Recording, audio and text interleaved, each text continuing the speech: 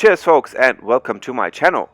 This video is mostly about Alliance War number 4 season 7, but I will also post in the end some information about Alliance War number 5 season 7. Why? Because I was only backup in that war. I didn't have any fight videos to show, but I will give some information about the Alliance. I think there has to be some comments about the matchmaking from Kabam on that war.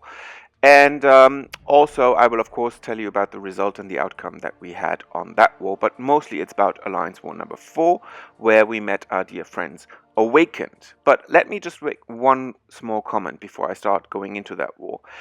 Lately, I find that on some of my videos, there's some very unfortunate comments.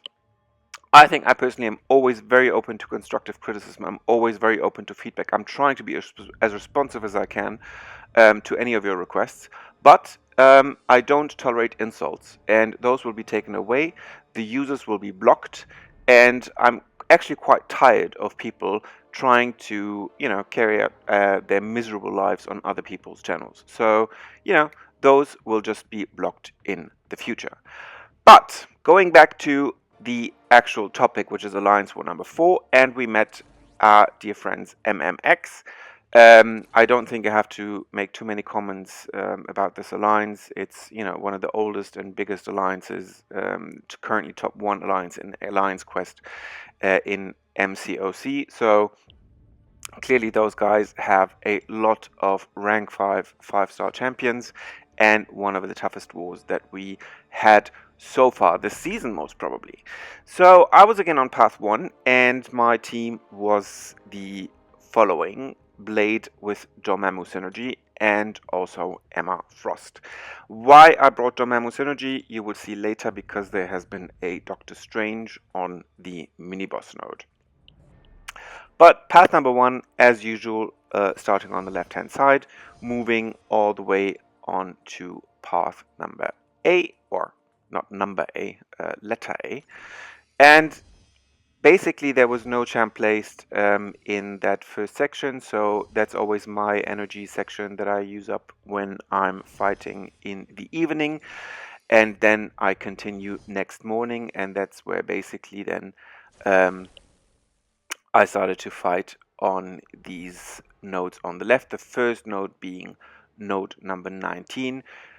Everything that is critical is enhanced: critical rate, critical damage, critical abilities, 40% more effective, but also critical hits cause power leak. So a 6-star undupe skill champion, and I think this was the first time I actually brought Emma Frost to my offense team in war. I usually placed her in defense previous wars, but now I was finally able to bring her into offense. So of course, against a 6-star undupe skill champion, I would go in with Emma Frost, and it turned out to be a Winter Soldier as opponent. And that's always very fortunate, because I find Winter Soldier a very good warm-up, a very good first fight. Always try to only get him to his special 1, then evade his special 1 to here. Never let him get into his special 2. Even when you block the special 2, you just take block damage, which is unnecessary. So it's always much simpler to just have him fire off his special 1.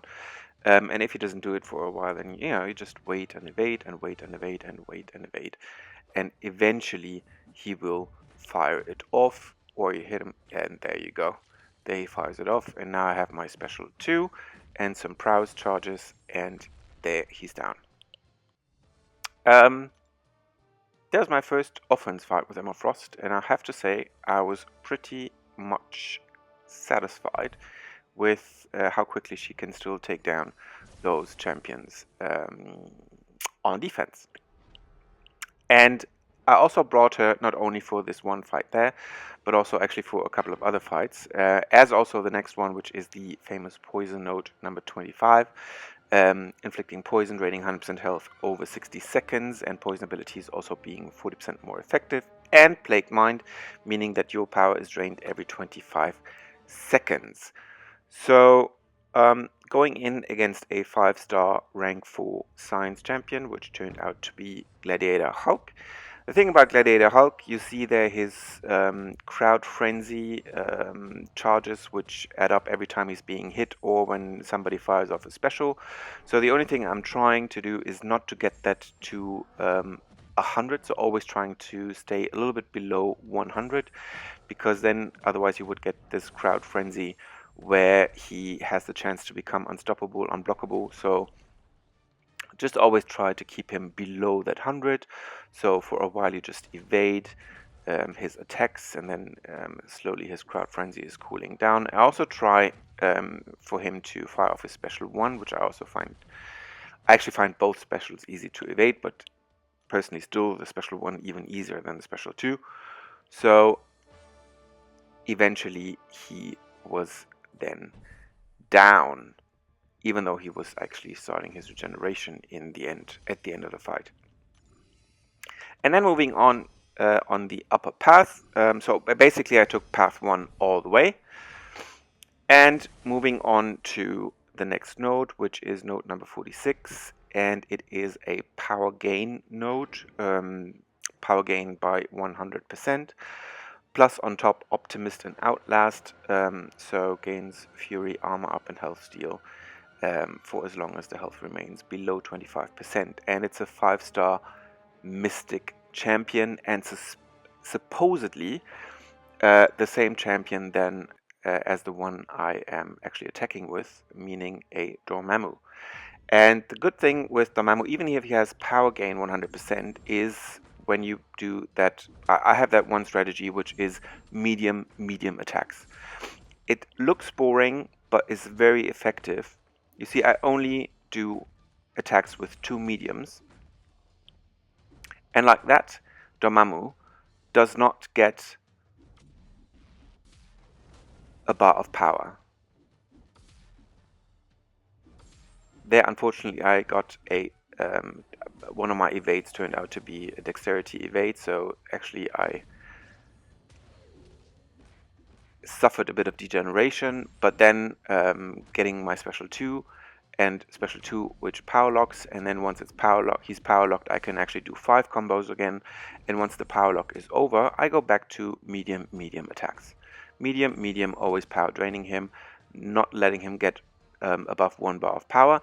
And there I got a special 2 when actually I also have my power burn. So I power burn him all the way down. And now when he's power locked, I can again start to give a 5 combo. Then again, one unfortunate mistake that I again evaded with dexterity. So I suffered another degeneration, but actually it's not a problem. I also knew this was going to be the only fight I had with Dormammu, but still, if you're consistent with that tactic or that method, always try to do just 2 medium attacks. Medium, block. Medium, block. Medium, block. And you prevent Dormammu from getting any special attack at all. Next node, node number 49, special 1 node, meaning that special 1 is unblockable, has 30% more damage, and there's a special 1 bias. And also, if you get hit by special 1, then it causes power leak.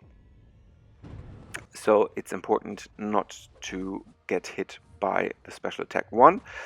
And you find a Black Panther Civil War. Now the good thing is in the beginning, as long as he has his reflective armor, he cannot gain armor up. So for the first 10 hits, he cannot get armor up. So that means also during that time you can parry stun him. Once he gets to his armor ups, I let him personally always just hit my block, let him fire off his heavy attack. And once he's fired off his heavy attack, I counter again. The only thing you're not allowed to do is when he has armor ups, do not let him or don't parry stun him, because that's when he would just stun you back and then deal a hell lot of damage. And also when you do the when you evade the special 1, I always find it better to have a full combo just before his special 1, so then it's easier to just back right after the full combo, just back off right away, and like that it's quite easy actually to evade his special 1. Sometimes when you do a 5 combo, you can't get away so quickly, and you get hit still by his special one. So I personally find it easier with a special, with a full combo. And then there was node number 50, the famous Bane node. So as soon as you have the Bane timer on yourself, you take 2.5% of the current health of your opponent as damage. So the less health you or your opponent have, the less damage you or your opponent deal to each other during the time of the Bane timer. So a 5-star science champion on that node was suspected to be a Spider-Man. Original Spider-Man, and it also turned out to be Spider-Man. And I chose Emma Frost for a very good reason, and that is that in telepath form, her opponents can't evade. So what I do is, as long as she's in diamond form, I just parry stun, and I just hit Spider-Man while he's stunned. I then wait, I don't yet get him to his special 1, I let him be below special 1, and just wait until the Bane timer is about to change. And then I hit him again once the Bane timer has run out. And by the time the second Bane timer is over, he's only at 42% of his health. So even then, when the timer swaps over to me, it doesn't do a lot of damage. And then basically, as of the beginning, I'm all the time now in telepath form, which means that Spider-Man cannot evade. So really, it's quite brilliant, Emma Frost against any evade champion. And that includes also Wasp. Whenever she's in telepath form, they cannot evade. And the good thing is, for example, if you had a power up boost in store, you could start the fight with 1 bar of power, and you could be the entire fight in telepath form, and the entire fight you could evade, you could prevent evade from any of your opponents. Unfortunately, that boost has not been in store now for over a month, so probably everybody's out of that boost. But still, I think it's a good strategy for you to know with Emma Frost. If you have any evade champion on even stun immune mini boss nodes, fight with 1 power up boost, and then basically you're just in telepath form and you can just play them as if they were not evading at all.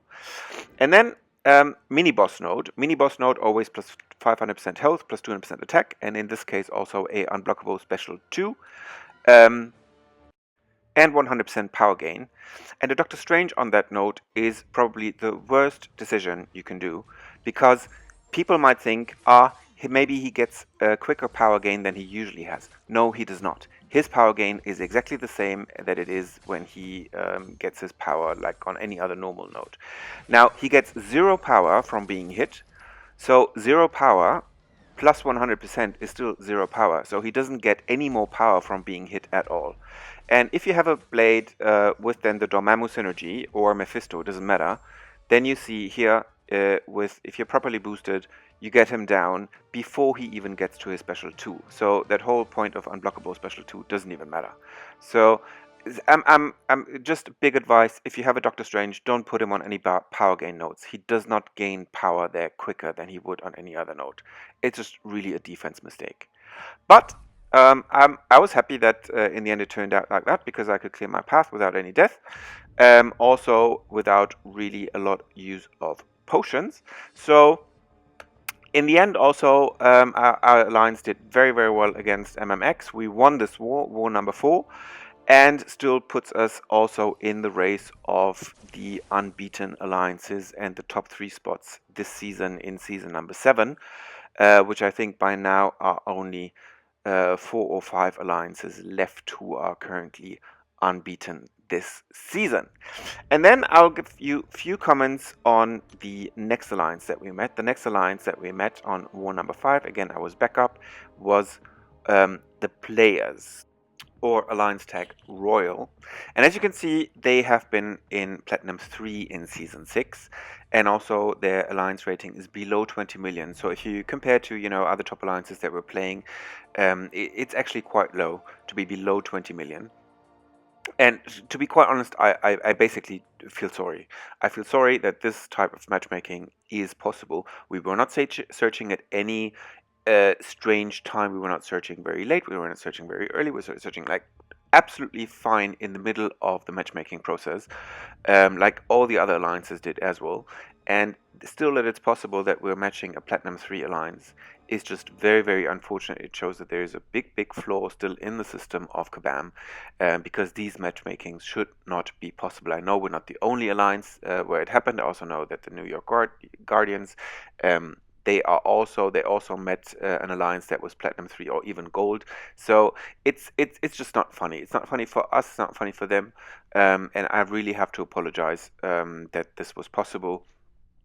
Of course, we won this war, but that's something that Kabam really has to work on for the next couple of seasons. Still puts us in a good spot now with 5 wins in a row, and I still hope, even though this video was mostly about Alliance War number 4, that that one was very helpful to you and very useful. And if you liked it, then feel free to give it a like. If you are new to the channel and would like to see more war videos like this in the future, feel free to hit the subscribe button. And I hope to see you all very, very soon on my channel. Cheers, folks.